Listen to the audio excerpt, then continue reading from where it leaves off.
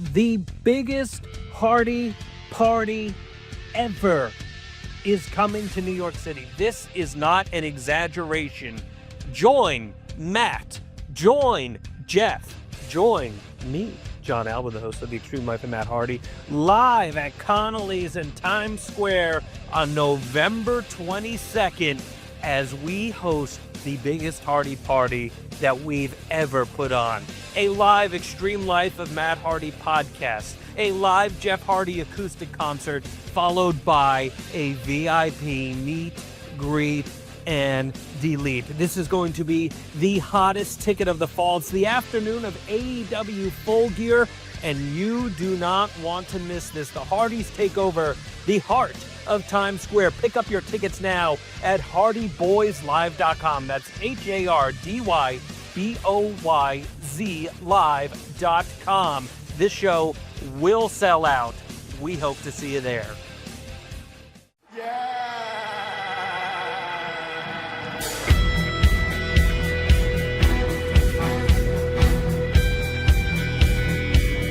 Deletion! My skin's dying because you're under it. I'm done lying to myself for this, for all the wonder and believing that it's making me weak. I'll fade away and classify myself as obsolete. Words are about to be spoken on the Extreme Life of Matt Hardy, brought to you by the Ad Free Shows, Podcast Heat, and Wrestling According to Alba Networks. I'm John Alba. That's the broken one, the woken one, the spoken one himself. He is Matt Hardy. How we doing, my man? What's going on? Oh man, hanging out. You know, just another beautiful day here at the Hardy compound. It's another week of Ask Matt, which is going to be a lot of fun. One thing I forgot to mention last week. So I was here alone with all the kids, all four, for 3 days back to back. It was fun. It was real nice. And these kids, they wanted to eat Cracker Barrel. And it's funny. Dear A Lord. lot of Cracker Barrel in the news. But I you should see the list of items I got, because I would order stuff for lunch, dinner, and breakfast. So we just got these massive, and the second day we want Cracker Barrel again after eating it for 24 hours. So for 3 days, we just nonstop ordered Cracker Barrel. Whenever we had goodness. Uber Eats come out to the Hardy compound, there were 4 bags every day. 4 bags just packed. These kids ate so many pancakes. And Maxwell, he had a pot roast that he discovered that he loved. A pot roast. And it had carrots and onions in it. And he put it over so much. He got it the first day. He loved it. Wolfie tried his. He liked it. Him and Wolfie got it the next day. And Maxwell got 2, actually. So I got one and tried it, and it was really good. Maxwell had great taste. It was exquisite. The meat was very soft, very delicate. It was crazy though, man. We ate so much fucking Cracker Barrel over the course of 3 days. It was unreal. It was. That's wild.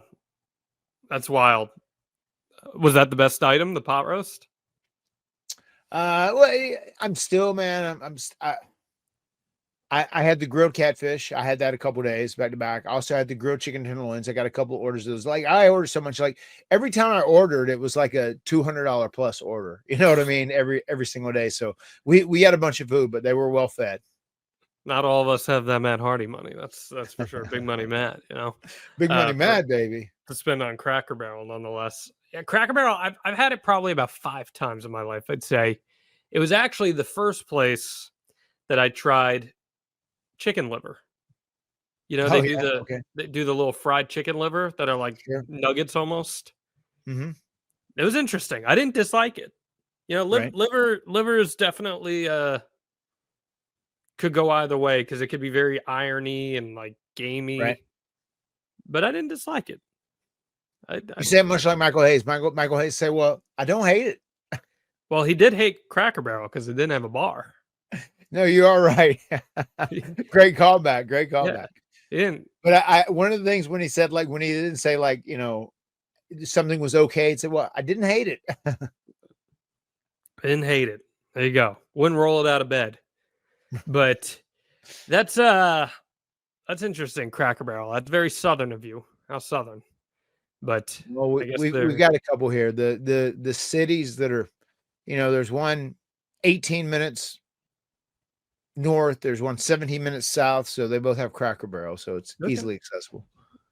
So that's the go-to now, not Outback? Yeah, because Outback was always or Chili's, Outback or Chili's. No, Chili's. I'm surprised they didn't demand a Chili's at some point, but they did not. Interesting. Here we have a run-in right here. Hold up. Oh, do we? Barty. Oh, Barty Hardy. Barty What's Hardy. up, Barty? How much Cracker Barrel did we eat last couple of days? Like 100? Like 100. We ate a bunch, right? We ate Cracker Barrel nonstop. What did you get from Cracker Barrel, Barty? The pancakes and chocolate pancakes. Oh my God, he ate these chocolate chip pancakes. I've never seen. He ate like he'd never eaten in his entire life. He's gone. Chocolate chip pancakes. A chocolate chip pancake is a good choice there, Barty. I'm not gonna lie. Not gonna lie. Well, we got a lot of questions to get to. Barty, anything you want to say to the fine people of the Extreme Life of Matt Hardy? What are you gonna say? Bye. Bye. All right. Bye, Barty. I'll see you in a little bit. All right, we'll see you later, Barty. But we do have a lot of questions to get to. I don't want to waste much more time, but before we can answer them, I got to ask, please, my friend, hit us with that Matt fact. Matt fact. Matt now flosses his teeth daily. That's good. You should floss your teeth daily. I would pretty regularly before, but now I do, because I notice if I don't do it daily, I get little aches in my gums, like something gets stuck or whatever else. So I've gotten the habit where I do it. And I've just noticed that. And I was thinking about that the other day. It's like, that's weird. I've never done that. Usually every few days, I always keep dental floss with me, but I've never done it daily. But now I'm at that point where I do it daily. I guess I'm half-ass grown up. You can pick up the water picks now that are really nice, and they're better than floss in some ways, because they're super high powered water and it gets in between your teeth and nice smooth massaging the gums. It's good stuff. You should look at one of those. Maybe they have the little dental picks too that you can travel with while you're doing your big meet and greets. You got to keep those big clean smiles there as you meet the fans. So yeah. All right. Well, let's talk to the fans here on the Extreme Life of Matt Hardy. We got lots of great questions. So we asked. Let me talk to you. Yeah. Is that your best LA night right there? It's probably not my best, but it is an LA night, I guess. You a big LA night guy? I like him, man. I like him. He had a little feud with Maxwell at one point. It's true. Maxwell cut a promo on him back in the days of the TNA. No, Very I do. true. I do enjoy him, and I love the fact that he found all the success he has found in WWE, and good for him, man. He's doing a good job. All right. We asked you guys on social media at Matt Hardy Brand on Facebook or on X at Matt Hardy Pod. And let's get your answers here, Matt Hardy. Steven, what's a creative idea you've had for a storyline that never came to light? I'm sure there's been many. This is an idea, and I had said this recently. I want to say at a house show Hardy Party, and I don't think I've ever answered this on here. So there was a point where, and if I have said it on here, let me know, John. So there was a point where Jeff, when we returned to WWE in 2017, we did our run of the Hardy Boys, and Jeff had got hurt. He'd had shoulder surgery, and he was going to be out for 5 or 6 months. And he had probably been out for a month. I had started doing Broken Matt Hardy, aka Woken Matt Hardy, and I was starting the program with Bray Wyatt. And there was a point where Vince asked if there were some supplemental things I could add in that could kind of help Broken Matt Hardy. And I said, well, I have this idea. And I was like, Vince, have you ever watched the show Dexter? And he's like, Dexter. Not familiar with it. It's like, okay. Well, so Dexter's dad was like his North Star, right? He was kind of like his guiding light. And Dexter's dad would appear and he would give him advice, but really it was like Dexter internally kind of thinking this thing. It was almost like he was his conscience or his soul. I said, what if we do a thing where Broken Matt's here, he's in this dilemma, or Broken Matt is here, he's in this dilemma, and then all of a sudden Jeff is there and he's talking to him, and he's hurt, he has the shoulder sling on, whatever else. Someone walks in the room and they see me talking to someone, but there's no one there. And Jeff is just a figment of my imagination. Much like Jeff says, imagination.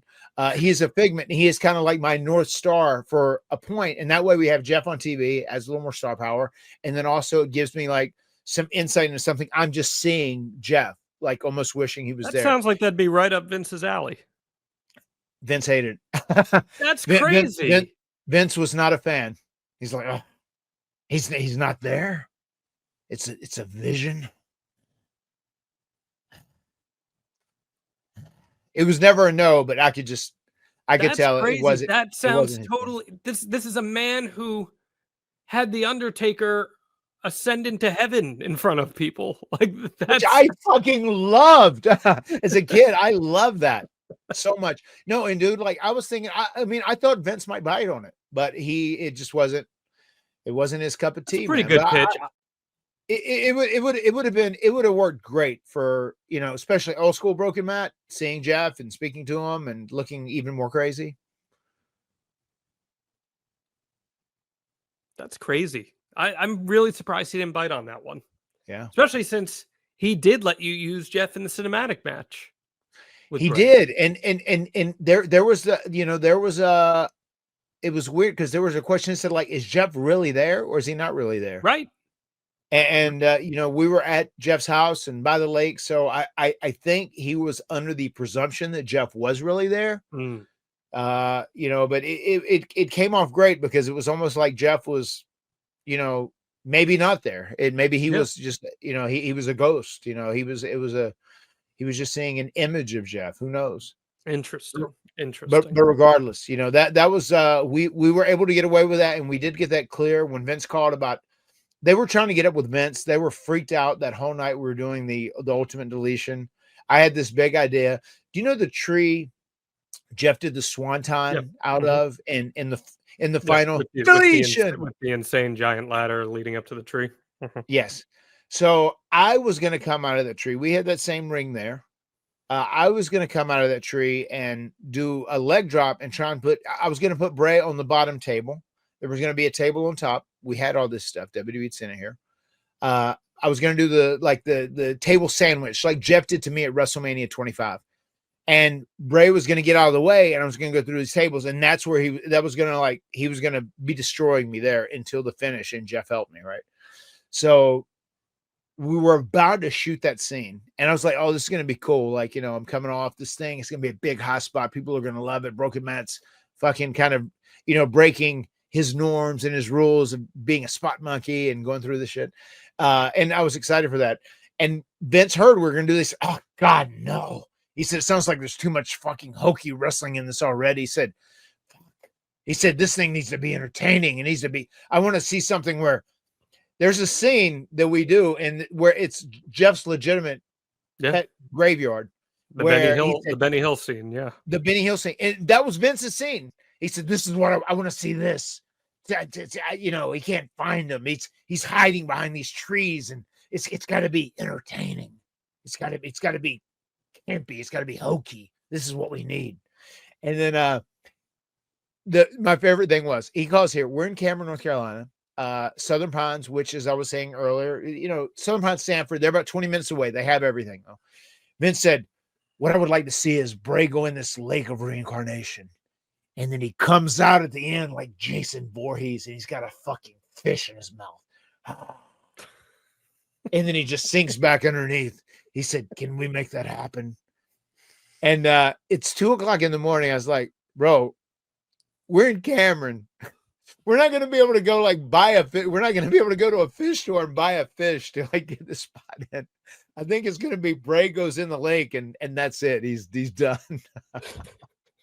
I mean, if we would have planned this in advance, we probably could have bought a fish somewhere at we could have caught a fish, whatever. We could have caught a fish out of the Lake of Reincarnation. I said, we could have had a fish for that. I said, but not at 2:00 in the morning. That's pretty unrealistic. But that was so funny. They were all stressing all night because they'd been trying to contact Ben since it was dark at 8:00. and they'd never heard from him. And they got a call about 2 a.m. and he scrapped those tables. He wanted Bray to go into the lake and come out with a fish in his mouth and the fish wiggling. He kind of described how he wanted it, and then like sink back underneath. That does. You got to admit, when I say that, that does sound like something Vince would suggest. Right? I have no doubt about any of this. This is all tracks. This is all. It all does track. This is all. Yeah. All right. We got Lori. 80 years old to Vince McMahon, right? He had just had a big birthday party. He sure did. In New York City, supposedly. He sure did. Did you see John? Did you see Bradshaw? JBL talking about there it? were a lot of people there. But a lot of people weren't happy they got caught in pictures there too. Yeah, I just saw John said it. He said, "Well, I won't confirm I was there. You know, if this thing did happen." Wow, it's almost like if you're not proud about being somewhere, you shouldn't go. Crazy. Anyway, Lori says, Matt, you've been involved in real life storyline love triangle. Which one in wrestling history would you say was the worst one that any company has ever done?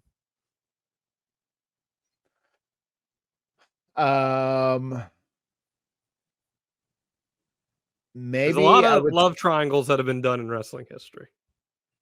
Yeah. I would probably say off the top of my head, the worst one that has been done because of how it worked out long term would probably be the Chris Benoit, Nancy Sullivan, Kevin Sullivan story. Okay, so you're going the serious route with that. That's fair. I mean, if you think about it, I mean, yeah, everyone involved in mine is all good. Everyone's moved the fuck on. You know, everybody's good, healthy, happy. Everybody is cool with one another. So,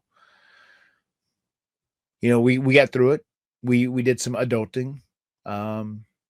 But I mean, yeah, in the big scheme of things, that's the one that stands out because I know that was a real. I hear about people that worked at WCW at that time, and they said Kevin Sullivan was really adamant, like, you guys have to work. This really has to be a big work. You guys have to like ride together nonstop. You have to seem like you're together. You have to seem like you're together. You have to seem like you're together. And then they ended up being together. Once again, that's something reminds me of last week's, pod that we delved into real deep about how the bubble of the business and like you got to convince people this is real, and then it becomes real. And like, not necessary. I mean, I'll give you a more lighthearted one. What about Val Venus and Mr. and Mrs. Yamaguchi-san? Yeah, I chop off your choppy your pee-pee. Choppy pee-pee. Things that don't age well again, but Val's gimmick was saved because of, if I recall, quote, a little shrinkage. So, oh boy, there you have it. Is that my gut says that's probably a Vince Russo idea. That would be my guess. Okay, there have been some bad ones in history, man. Remember Dawn Marie, Tori, and Al Wilson? Over on SmackDown? Yeah. I do remember that one. We had Rusev and Lana had like 5. Then there was Cena, Ryder, and Eve Torres. Going through the list of them. Did not think it was a good idea to do Kurt Angle, Karen, and Jeff Jarrett. Did not love that. Remember Macho Man, Miss Elizabeth, and George the Animal? Yes. There you go. In theory, I guess that qualifies, right? Brian and the Bella Twins, which is really weird in hindsight, considering he ended up marrying one of them. Right. But they're just some. But I think I got to go with Val Venus and Yamaguchi-san. Right. So the Attitude Era in one very defined moment, I think we can all agree, is that. Let's keep going here. Tyler, other than a ladder, what's your favorite weapon to be used in a match? I would say outside of a ladder, my favorite weapon, maybe even more than a ladder, would be a table. A table is something I can still use to leg drop someone like off a ladder or off a high location and put them through and still be somewhat safe. I'm all about a table. I like tables. They're obviously they're an integral part of our career and our story with the TLC matches. And I would 100% just say a table. I love doing stuff through tables. It looks spectacular, especially to the crowd in the venue. And it just kind of adds a different layer to a match. We got Sam. If you could choose to have someone else's entrance theme music in all of wrestling, all time, any company, who would it be? He asked both of us for our answers. He said his would be Triple H's My Time, which is a great theme song. Triple H has had a good history of theme songs. What would you say Matt Hardy would pick? And it can't just be a random song. It has to be someone else's theme song. Yeah. Right. Let me think about this. Who has the coolest song? Who has the coolest? Or one you just think might be befitting of you. Yeah. You know the feeling all too well. It's game day. You are sweating about your fantasy team. You are sweating about how your team is going to do this season. I'm a Giants fan. I know this firsthand. Sometimes you think you're smelling a little too lucky. Sometimes you know it's the smell of defeat. So let's be honest. Regular deodorant just doesn't cut it. Things can get pretty ripe these days, but there's a real game changer. Mando Deodorant Plus Sweat Control. This isn't just another cover-up. Mando is one stick, two jobs. Powerful odor and sweat control. It actually stops odor before it even starts. There's no masking. It's just freshness. This is odor-lasting control right here. We're talking 72 hours worth of it. And after just 12 hours, underarm sweat is reduced by 92%.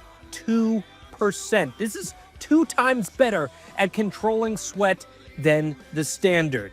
It doesn't just mask odor, it prevents it. 100% of study participants experience all-day odor protection. And unlike other deodorants loaded with chemicals, Mando uses only premium ingredients like gentle mandelic acid to keep you fresh and dry. I'm telling you guys, I work in New York City sports. The pressure is on all the time for these athletes, and I have no doubt that when Jackson Dart gets his opportunity under center for the New York Football Giants this year, eventually it will come. He'll be sporting Mando so he can say sweat-free. Mando's starter pack is perfect for new customers. It comes with a solid stick deodorant, cream tube deodorant, 2 free products of your choice like the mini body wash or my personal favorite, the deodorant wipes, and free shipping. As a special offer for listeners, new customers get 20% off site-wide with our exclusive code. Just use code HARDY, H-A-R-D-Y, at shopmando.com for 20% off site-wide plus free shipping. SHOPMANDO.com. Please support our show and tell them we sent you. Mando's got you covered. With deodorant plus sweat control, say goodbye to sweat stains and hello to long-lasting freshness.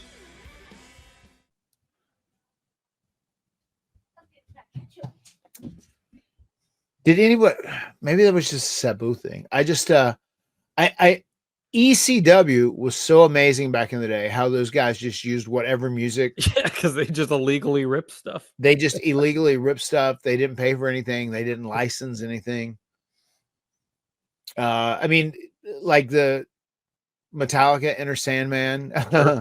You know, that stands out. That's a great thing. I remember that song. There was by Alice in Chains, Man in the Box. Grind.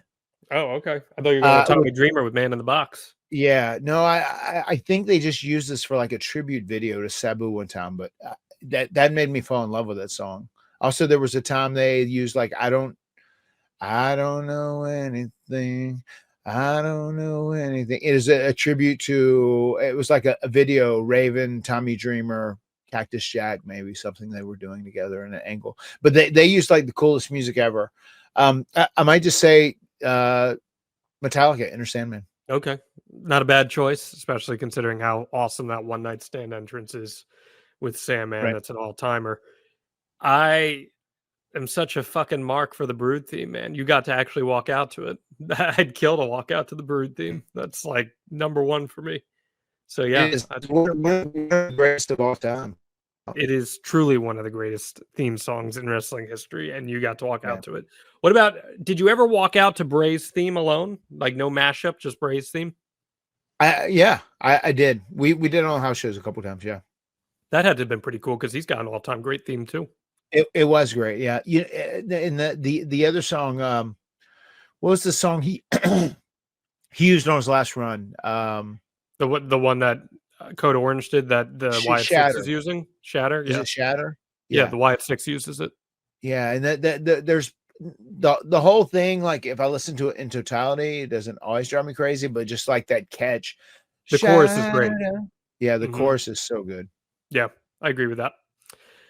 Let's keep going. Mike, can you remember any instance where a younger talent sought you out for advice, whether it be business or personal? And if so, what the conversation entailed? Now, this happens to you all the time, but is there one that you can think of, maybe someone who did make it or something like that, that you can recall having an early conversation with? I mean, even I might even go off our, Extreme Life of Matt Hardy podcast from 2 weeks ago, even with Ken Anderson, when he was there doing, extra work and just trying to make a name for himself and just ask like, what do you think I need to do to succeed, whatever else. And I said, man, the best advice I can give you coming from that same place that you are trying to come from now is just go tell these guys, if you need me to do anything, if you need me to be anywhere, I'm willing to drive, I'm willing to travel. Whatever you need, I'll be there. I'll give it 100%. And my goal is to make the talent in the ring look like $1 million, make them look like a star, highlight them, enhance them. I said, if you go with that attitude, it's going to take you a long ways. And also if you have the right mentality and they see potential in you, then that probably will get you placed in dark matches, which it did in the future. And the next thing you know, he ended up getting hired and going down to OVW, and they started building him up to come up to the main roster and be like a legitimate roster superstar. I remember being backstage at WrestleCade with you in 2023, I guess it would have been. Okay. You and Jeff were summoned to talk to a young, recently signed talent with NXT who was from your neck of the woods, who would go on to become Javon Evans in NXT.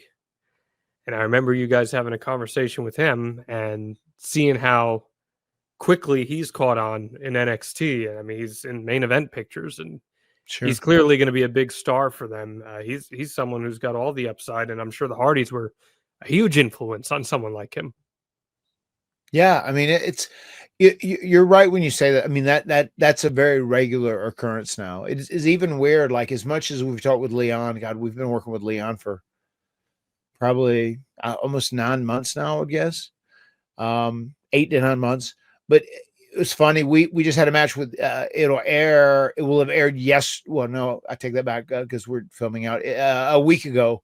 It will have aired. It was myself and Jeff versus Cedric and Leon Slater. Yeah. And they're building a story where they have this match together. There's a bit of a respect. And now it seems like maybe Cedric has ulterior motives, and you're trying to get to the bottom of what's going on with all this. But they decided to book this match where Cedric said, hey, we have respect for each other. I just want us to team one time. It really means a lot to me. It means a lot to me. And Leon's like, okay, cool. Yeah, I'd be willing to do that, especially, after all the mutual respect we had after battling one another. He said, okay, well, I'm going to get the tag match. And Leon's like, yeah, that sounds great. Cool. Sign me up. And then he comes back and said, all right, I got a tag match all set for next week. And he's like, yes, I can't wait. Who are we wrestling? He said, the Hardys. And Leon's like, oh, okay. He's like, come on, man. It's going to be great. Us versus the Hardys. They're your idols. They're your mentors, and now you get to get in the ring with them. Like, that's everybody's dream, right? And it ended up being really cool.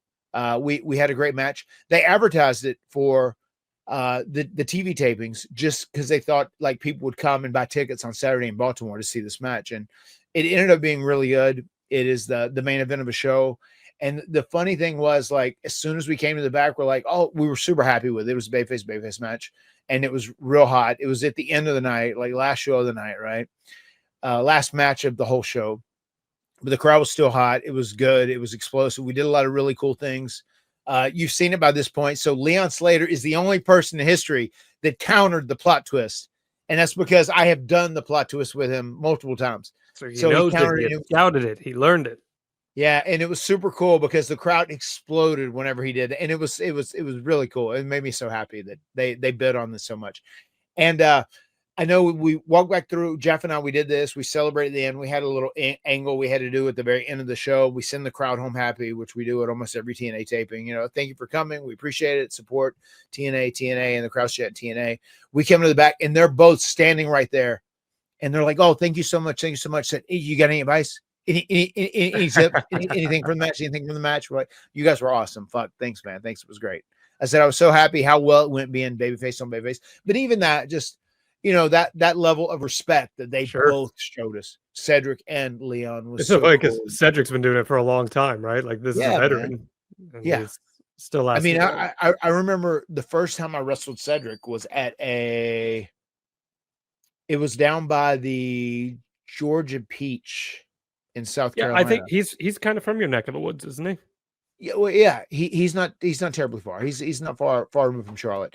And we wrestled at a fair show. I had been brought in. I want to say it was by your boy, Thomas Simpson, man. I think he had brought me in. This was maybe 2014, 2015. And I wrestled him in like a main event, but it was super impressive because I knew he was very talented. He was very good, but he also got the whole house show routine. Like, hey, we're working for a fair crowd. Like, let's just go out and entertain these people. And it made it so much easier. And I think, hey, Rebecca, hey, come here 1 second. You were there, right? Whenever I wrestled Cedric Alexander, do you remember? And Thomas was there, and I think didn't you beat the shit out of him with a cane, a Singapore cane? How could I forget that? It was the best day of my life. If you didn't hear that, she said it was the best day of her life, and that because I was just talking about him, and that was the first time I ever worked with him.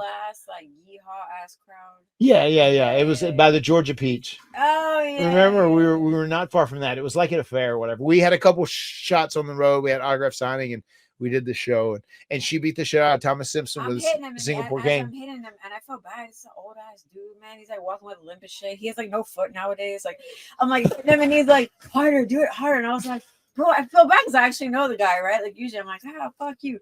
I'm like, somebody's like, do it harder. I'm like, you're beating the shit out of this man. There's no way to gimmick a cane, so you really gotta, just lay it in, brother.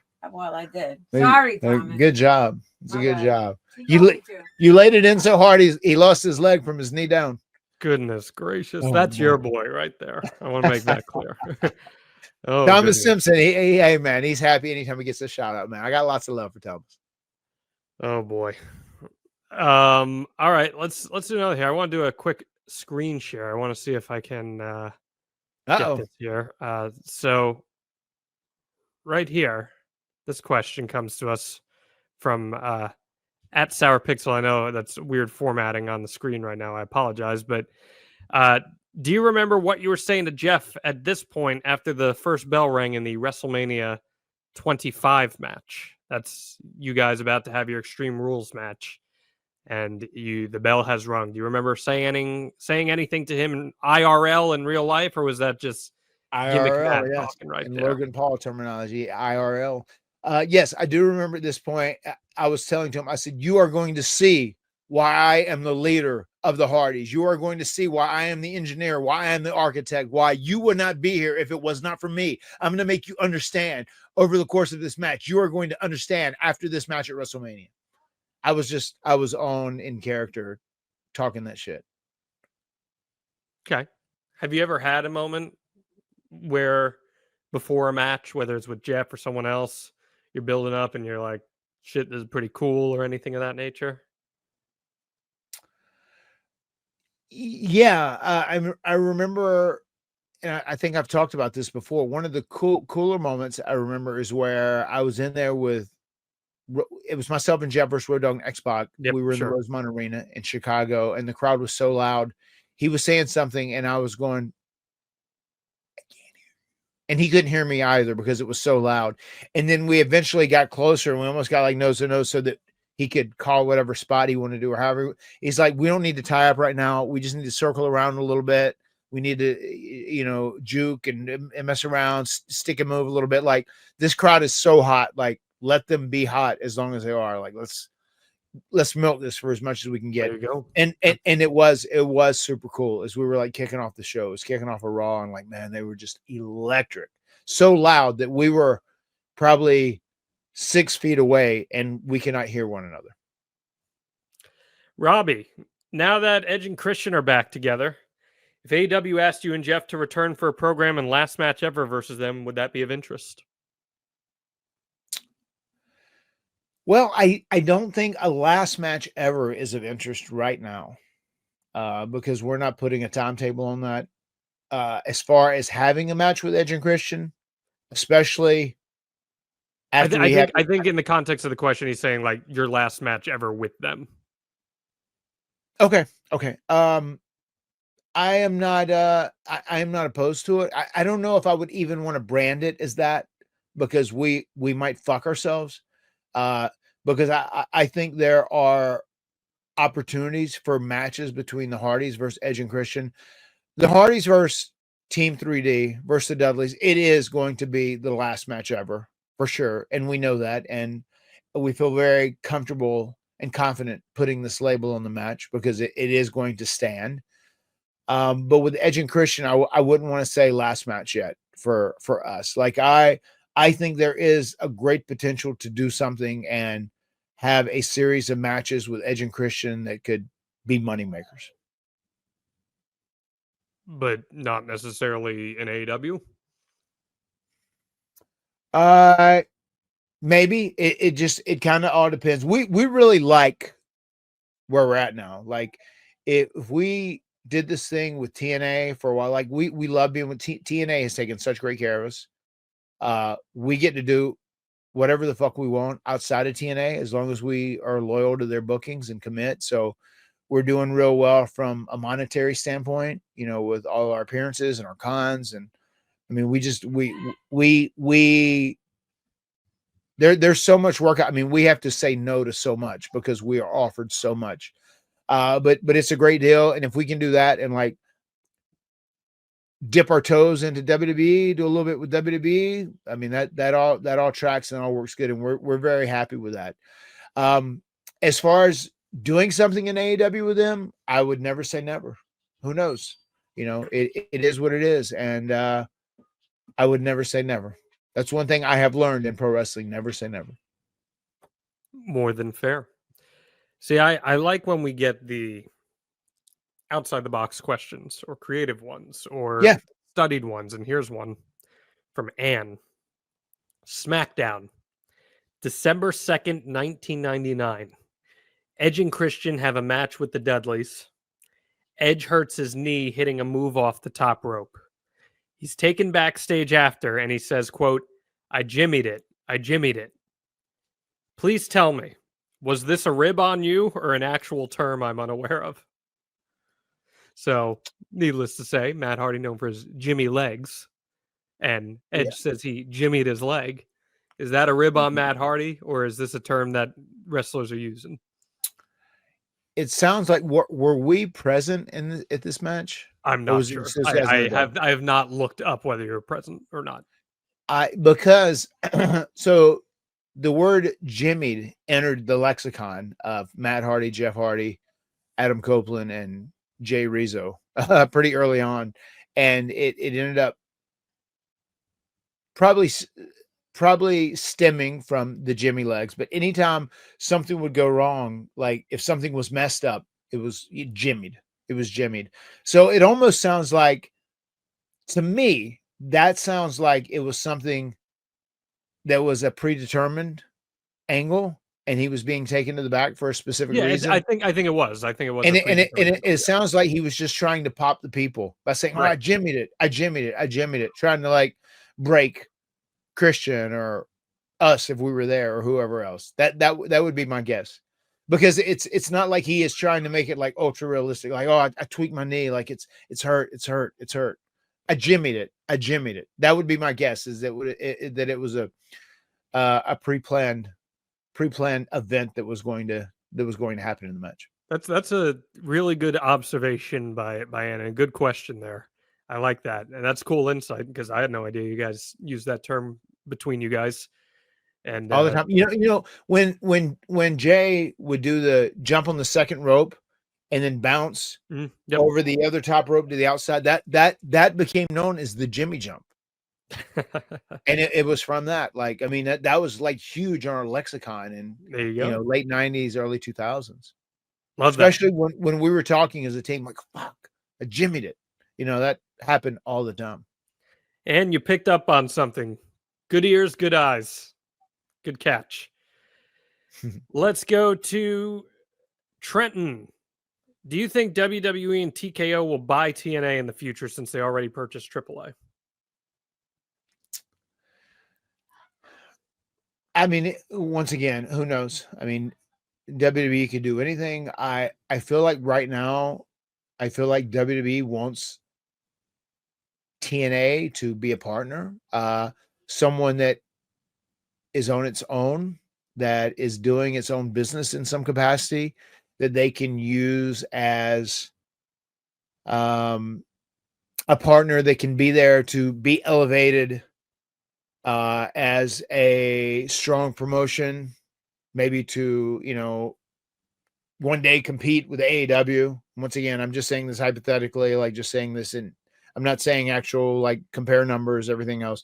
I'm just saying as something that is right underneath WWE, there's TNA and they're doing this. We want to build these people. So it's another organization that we are friends with, that we have a say with, that we can work together. We can have a partnership and they can kind of help us remain as the top number one promotion in the world. With that being said, I feel like that's kind of the direction the relationship is right now. And it seems like everybody's pretty cool with it. Will they buy them in the future? That's always a possibility. WWE buying anything is always a possibility. But as of right now, I don't see it. I don't see it happening anytime in the immediate future. I would say it's pretty much a damn guarantee as far as I see it. When? I don't know, but I think it will. I was just going to ask, you have any kind of timeline? I think it's definitely going to happen 3 to 5 years. Unless TNA sells to another owner who has no interest of doing business with WWE or selling at some point in the future, which is possible. They could do that. But if that doesn't happen, I would say it's a guarantee next 3 to 5 years. So that's my take. Let's keep going. Valerie, who loves sending questions to the Extreme Life of Matt Hardy whenever we do Ask Matt. Hello, Valerie. How are you? What are your thoughts on Kit Wilson, Elton Prince, better known as the Pretty Deadly? By the way, I'd love to see a dream match between the Hardys and Pretty Deadly in WWE someday. You know, as far as I know, I have never met them, at least now since they have built a big name for themselves. I may have in the past at some point, and I just wasn't aware of who they were. But now that they are a team and they have a little equity as Pretty Deadly, I'm not sure I've met them. And once again, maybe I have, you know, when they were in another life, in another role or another character. With that being said, I wish them all the success. It seems like they're pretty talented. They're pretty good, and hopefully one day down the road, the Hardys and Pretty Deadly, we dance. I think they're critically underutilized on WWE TV. I think they're very entertaining. In fact, so much so, they remind me a lot of Edge and Christian in 2000, where they have that good timing and self-awareness. I think they would be much better suited on TV more than they are. You guys would play well with that and have some fun. Okay. So I'm down for that. I'd like to see that. Austin, we've talked about this a little bit before on the podcast, including this match, but thoughts on the world's greatest tag team, Shelton Benjamin, Charlie Haas. I love your match from One Night Stand 2007. I think it's a very underappreciated Hardy's classic. Is that the ladder match? That's the match from One Night Stand. Yep. Those guys were both extremely athletic. I enjoyed working with them. Both Shelton and Charlie Haas, they really bonded because they both had those amateur backgrounds, collegiate backgrounds. Great athletes. We enjoyed working with them. They had great attitudes. We were friends. Everybody got along well. You know, we'd known Charlie Haas since his earlier days. You know, him and his brother were big fans of the Hardys and just the whole sad story and passing of his brother. You know, so we had known him from earlier on. I was really happy that he was able to team with Shelton, and they really they carved out their own niche, and they had a good thing going for a while. How awesome were they with Kurt? They were amazing with Kurt. They were great with Kurt. I mean, they being with Kurt helped them so much, but also them being with Kurt helped Kurt as well. It helped elevate him. I mean, it was much like, sticking those guys with Kurt helped elevate Kurt, made Kurt seem like the big final boss, much like when Shannon and Crash Holly were with me. It just helped elevate you as a singles guy. So they were great. They were great with Kurt. I love them all as a unit. But I remember whenever we had that ladder match, it was real important to those guys. They wanted to make this match stand out. They wanted to be good. They knew that we had already set an extremely high bar for ladder matches and TLC matches and whatever. They really wanted to make it special. So I was appreciative. They had a great open mindset as we went into the match, and I thought it turned out being really well. Steven. I thought the whole match turned out really well. 2 pound-for-pound greats, 1 ring, 1 night. Canelo versus Crawford. It is the fight we have all been waiting for, and DraftKings Sportsbook is your all-access pass to the action. From the opening bell to the final scorecard, DraftKings delivers fight night thrills with odds on knockouts, total rounds, method of victory, and much more. In fact, Canelo Alvarez currently a minus 185 favorite with the total rounds set. The over 10.5, the under 10.5, minus 390 on the over.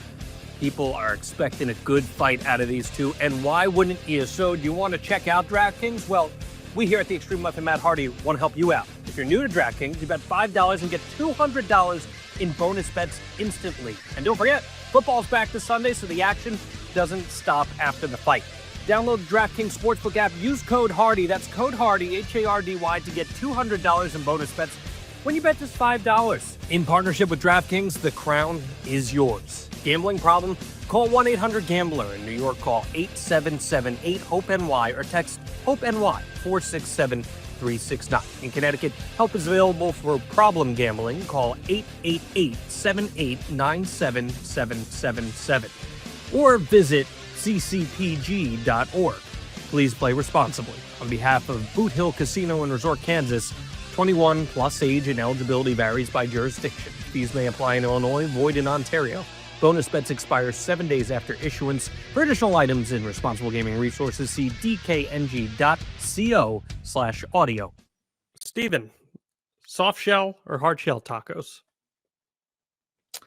I'm more of a hard shell taco guy. I think in general, especially if I'm just eating a basic taco, and sometimes it might change a little bit. If I'm getting like street tacos with which typically if I get a taco, if I'm going to a Mexican restaurant and I'm ordering a taco to eat healthy, I will get street taco with grilled chicken and just the cilantro and onion on it. And I dig those. And I might take like the tacos, if I get 3 or 4, and I'll dump them into one taco and I'll just eat it out of one kind of.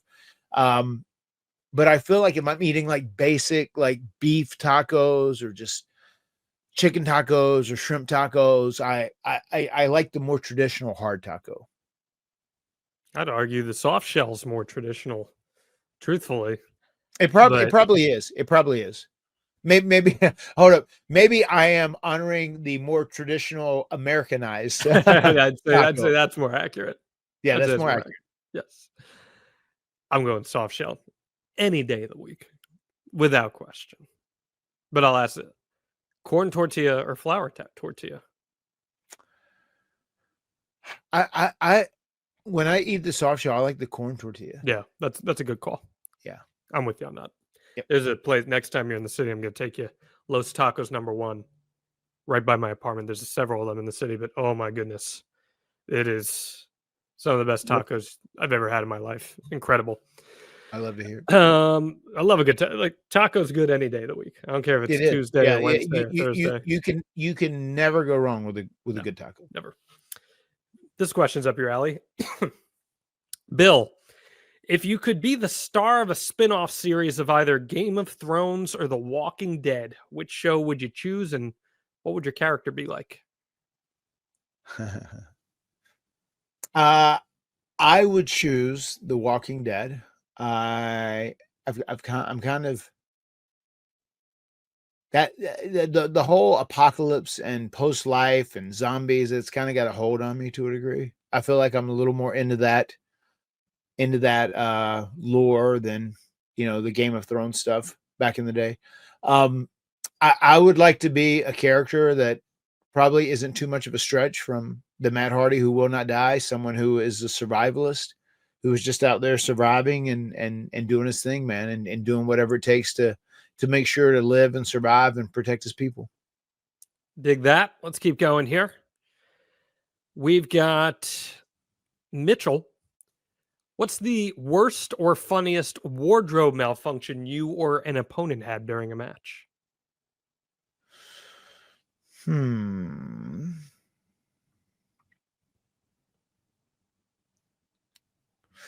There's been a couple of times back in the day where my pants have split in the midsection. Obviously, I just had underwear underneath, but still the pants being as big as they are with Hardy Boys pants, it wasn't extremely problematic. It wasn't that bad. Something that just happened recently, which was really funny. We were doing a show following GalaxyCon in downtown Raleigh. It was a really cool vibe. We came out. It was like downtown Raleigh. You know, there were all these big buildings around. It was just out. You could see the city all around. We're wrestling a couple guys who've been doing it for a while. They were super excited to be in the ring with, Matt and Jeff, right? So they're like, oh man, we're super excited to be in the ring with the Hardys. This is so cool for us. Thank you for doing it. Thank you for doing it. And they were getting a little steam on me. And while they were getting the heat on me, Jeff is notorious for when people get steam on him, they get a little heat on Jeff. He'll pick a point in the match where the guy like turns his back for 1 second and Jeff will like scramble to like come towards me and just the other guy has to, touch him to stop him, grab him, whatever. I did the same thing and almost like emulated what Jeff would do. And it popped the shit out of Jeff, which I love so much. And I scrambled towards him and this guy turned around and almost like freaked out. He's like, oh shit. And he jumped over and he grabbed me so hard and aggressively. I was wearing my kickwear pants and they're size 36 and I have dropped a lot of weight where they just sent me kickwear pants. I actually just posted something recently. They sent us 34s because I'm much smaller in the waist now. And this guy reached and grabbed my pants real quick and jerked me back to like try and stop me. Where literally I was like, brother, all you have to do is like fucking grab my leg a little bit and you're good. But he like grabbed it and he broke my belt. And then the rest of the while he like snapped the belt because he like grabbed it so aggressively, right? And the rest of the while I had to keep like pulling my pants up as I'm doing this. Like we're going to the finish and I'm trying to do this and I'm like pulling my pants up just so my pants don't fall down. I'm just in my undies out there. So that is something that is more recent, but it's just so funny that I did that. I very like with a sense of urgency, like scrambled towards Jeff and he's like, oh shit, and reached over and grabbed me. He just jerked the shit out of my belt and totally broke it. It's like, bro, you broke my belt. My pants are going to fall down. Ironic because House Hardy broke my belt earlier this year, and I felt like that. If you recall, there you have it. Back in New York City. There you have it. Yeah, chasing around Little Levy broke my belt. So she's a house of fire. That little Levy. She is a house of fire. She is a house of fire. She is nonstop. Jake, truly, how was your experience at Limitless Wrestling, and would you want to come back to Maine again? I had a great experience at Limitless Wrestling. It was really enjoyable. Everyone was nice. Everyone was kind. They treated us good. They took really good care of us. The promoter was great. The promoter was awesome. I love the fact that as soon as we got there, John, he walked over and he like settled up right from the jump, which was great. Anytime you see that, it's always like a great sign. They were really accommodating. They took care of Jeff. They asked us over and over, like, do you need anything? Can we get you anything? Can we help you? We did the meet and greet. Everybody was really excited. It was great to feel that excitement. There was just such a buzz. There was an emotion around the whole pre-show meet and greet we did. And then to come out there and for them to have their biggest attended event ever and to shatter the previous record and see that great crowd and see how excited and happy all that talent was to be performing on such a big show. It was a win-win-win all the way around. So it was really, really good. Everybody was cool. Everyone was very respectful. Everyone was kind. Everyone was friendly. It was a really, really good environment. And shit, I love being in Maine, man. Like, I would rather be out in the country than deep in a city in all reality. So I don't mind how it's a much more rural area. The whole main deal, you know, we made that drive, and even the drive was fun. We got to have some good conversation. We clocked in some miles together, clocked in some combo. But I enjoyed it. I would absolutely come back to Maine. I would absolutely come back to Limitless, and you know, we'll see. That's kind of Jeff and I, our gig is. It's funny. I just saw Dan McDivitt at MCW whenever we were in Baltimore. He stopped by the show, and he actually came by Jimmy's too on that Thursday when we were there. I feel like Jeff and I, we kind of have a pattern. Like we usually hit these shows every year or so, maybe every year and a half. MCW might even be every couple years, you know, but just like, you know, typically if you're bringing the Hardys in, it's kind of a special attraction, and it's also for a promoter. It's an investment. So, you know, you kind of got to be smart about it. But yeah, man, I would definitely be up for coming into Limitless anytime. I'd be definitely up for coming back to Maine anytime. Randy was great, and we had a great time all the way, bro. Gonna get you some good lobster next time. Yeah, man. Should have got a lobster roll. Even though the Connecticut style of lobster roll is better than the Maine lobster roll. That's my opinion. Connecticut style, hot toasted bun, melted butter, and lobster. That's it. The Maine style. That does sound good. I haven't eaten today, so that does sound good. The Maine style is your more traditional one where you get the mayo and the celery, lettuce. And the bread's cold too, right? Typically it's cold. Sometimes it's toasted, but it could be cold bread. I'm going the hot butter, hot roll, lobster any day of the week. Sorry, Mainers. Just my take. Let's keep going here. We got a few more that I want to get to. It's so many great questions, and we're super appreciative of everyone taking their time to actually want to ask these, because we love doing these. These are some of our favorite. And also episodes. people put a lot of thought in these questions too. Like this one. John, how long does it take for you to get your hair right for Broken Matt Hardy? So the thing about Broken Matt Hardy, so there's a big difference between Broken Matt and like Matt Hardy Boys Matt. So my hair is kind of, it has a little bit of a Samoan twang to it anyway. It gets pretty big, right? You really are good. Yeah. And there is a little bit of Indian in me too. So maybe it's that. Maybe it's some of the Indian in me. But I notice this. So like if I'm doing this, sometimes it'll piss my wife off too. So like, you know, if I have TB coming up and I'm going to try and have my hair down and like wet and like looking slick and oiled up, whatever, I won't wash it as much. Whenever I was doing Broken Matt Hardy, if I'm gonna have it big and fluffy and puffy, I have to keep it clean. You know, I like to keep it a little more. I don't wash it as much if I'm going to do that, and try and keep it down and try and keep it greasy and like the wet look, like to emulate the earlier Hardy Boys, even though I don't have as much hair as I used to have back in the, you know, 1990s and 2000s. So Broken Matt Hardy, the thing was always wash my hair before I was going to do a big Broken Matt appearance, fluff it up. I would do it. And just, once again, it's just like, keep brushing it, puffing it out, and it could get super duper big. And there were a couple of times where we did shoots and it got massively big, which was nice. But that was also what I was going for when I was doing the whole Broken Matt Hardy thing, because I wanted to look drastically different than how I did in past versions. I am always thrown off whenever I see you with the hair out, because I'm so used to seeing you with the ponytail or tied back. And then I'm like, Jesus. Like, that is a lot of hair, because your hair is very different than Jeff's hair too. So yeah, it's weird seeing that, throwing that off for me. Good insight. You know, I appreciate good hair care tips more than anything else. We got Ben from Ad Free Shows. Long time listener, first time question. Thanks, Ben. Never too late. Appreciate that. Thank you, Ben. Hey, Matt, I'm from Perth, Australia. Do you have any cool stories from your visits down under? Man, I love being in Australia. Australia is such a beautiful place. Just a lot of travel time to get there, long travel. I'm trying to think if there's anything specific. I remember my very first time coming to Australia. It was cool. It was a big deal. It was one of the last continents I was able to knock off to. It's funny, even saying Australia, I think about New Zealand too. I remember coming to New Zealand for the first time, which I thought was really cool. I thought, New Zealand was very green. I thought Australia was extremely beautiful. Love the people there.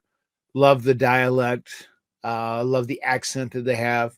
Really enjoyed my time in Australia. And in some ways, I wish just Australia wasn't on the complete opposite side of the world, just so I could be there more often. It would be more easy, especially with young kids now, because I know there's a promoter that is running shows and he's asked about myself several times. And obviously I can go there. Jeff, I'm not so sure, but I would love to return. And at some point I would, but for me too, it's just such a long trip. And if I'm going to go over there and make it worth my while, I'd probably need multiple dates, and it might end up being like a trip where I take the whole family. And we Yeah, do I a was about to say vacation. that sounds like a family vacation to me right there.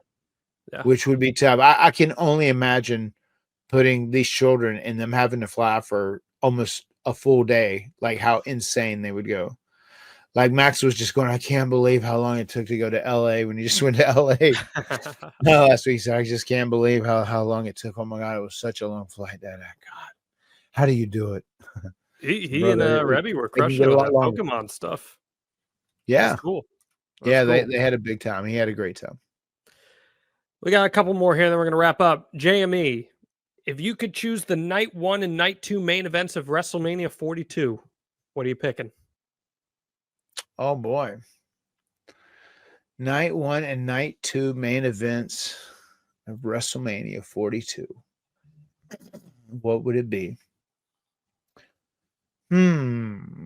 Doesn't have to be necessarily concurrent to current storylines, but if you have any that you see right now that you'd like to burn off there.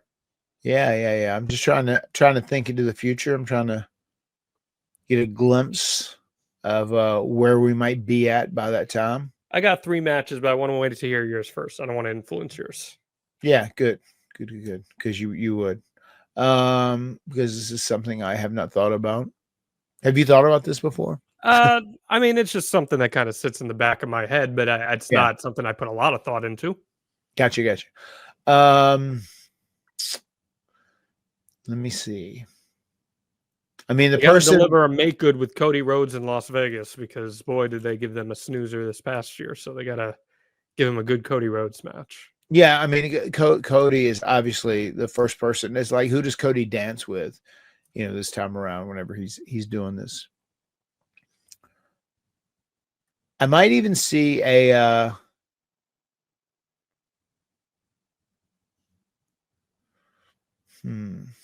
I might say Cody versus Drew McIntyre.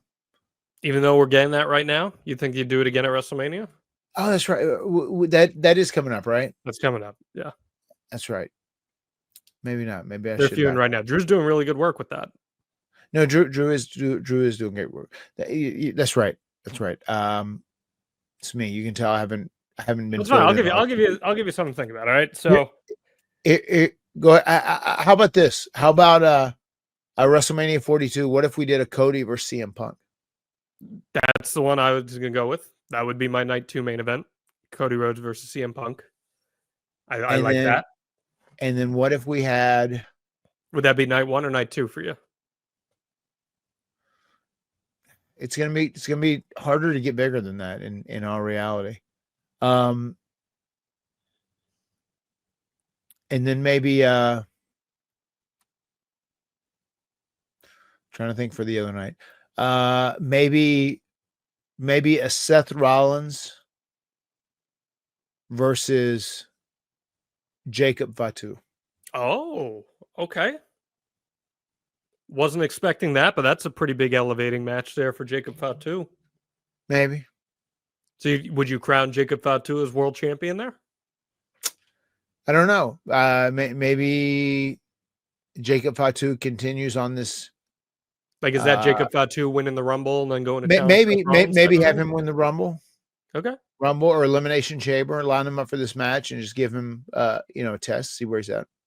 Okay, I like that. That's a cool match. I wasn't thinking about that one, but I don't dislike that. Definitely CM Punk Cody. I think that's one of the biggest matches WWE can do right now. Right. Then I would go I have two other options. I'd go Rhea Ripley and Bianca Belair for the world title straight up, just the two of Right. them, which I think was the plan for this year at some point. But then they did the triple threat instead. Or Seth Rollins versus Royal Rumble winner Sami Zayn. And that Oh, be yeah, Sami yeah. Zayn's big story where he goes on and Yeah. is able to conquer Seth Rollins.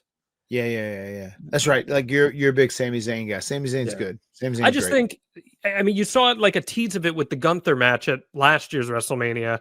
When you build such a good chase story for for Sami Zayn to overcome the odds, and he gets there, that's like the ultimate feel good babyface story, right? And he plays that role so well. So I would go that route. He is great at that. I could also Well- see them dragging another Seth Rollins CM Punk match out all the way to WrestleMania, though. So Right. I don't know. If I'd be- How would you feel about how would you feel about Cody versus a heel CM Punk? I think that's totally plausible. Yeah. I think it's totally plausible. I wouldn't hate it at all. I think that'd be extremely intriguing. Yeah. And CM Punk can call out Cody's hypocrisies, and Cody can call out CM Punk's hypocrisies. Sure. I would not dislike that at all. And I actually think that would be a very good one. I think they'd have a great match together. And the promo segments would be awesome. Mhm. Let's get one more here from a loyal fan of the podcast, Katie. Says, Matt, who's your best? Pardon me. I'm getting over being sick here. Who's your best friend? Who is my best friend? Could be in wrestling, could be out of wrestling. You could give us one of each. Who's your best friend? Very good. It's funny because I have a lot of people that I really deal with, like as friends when I do that. But I mean, I would probably say more than anybody right now, I would almost feel like my best friend is my brother, Jeff. Sure. I mean that because especially because we work together and we do everything together and we just talk nonstop all the time, and like we've our relationship's in a very healthy place. I just feel like we're real good for one another right now. We're real open, we're real honest, we're real transparent with each other. We try and be real square with each other, you know what I mean? And it's fun dealing with him now, especially with Jeff, with how he is now, and sober Jeff. He's doing great on all levels, and I feel like I end up interacting with him more than anybody else. There you go.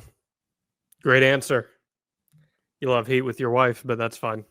Not saying her. You love heat with the kids. They'd have a fight over which of them is your best friend.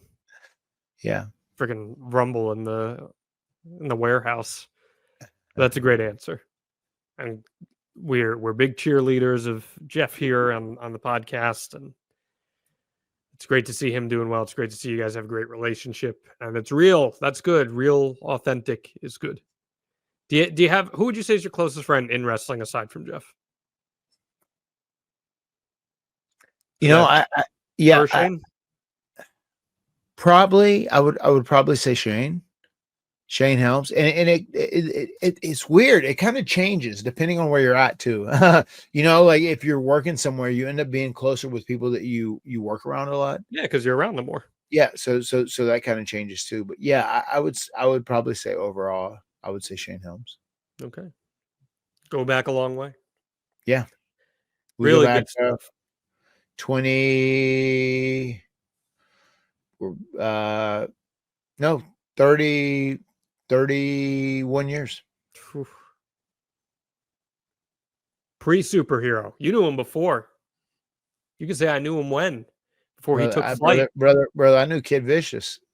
That's right. I knew little thin, rail thin Kid Vicious. You knew him before he was a boy band member. You knew him before he was a superhero, before he was an investigative reporter. You guys go back a long way. Before he was one of the best producers in WWE. Big shouts. Give those flowers where you got to give them. This was good stuff here, my friend. Good stuff. Really dug these questions as always from everyone. We'll do more. Thank you, guys. Thank you very much.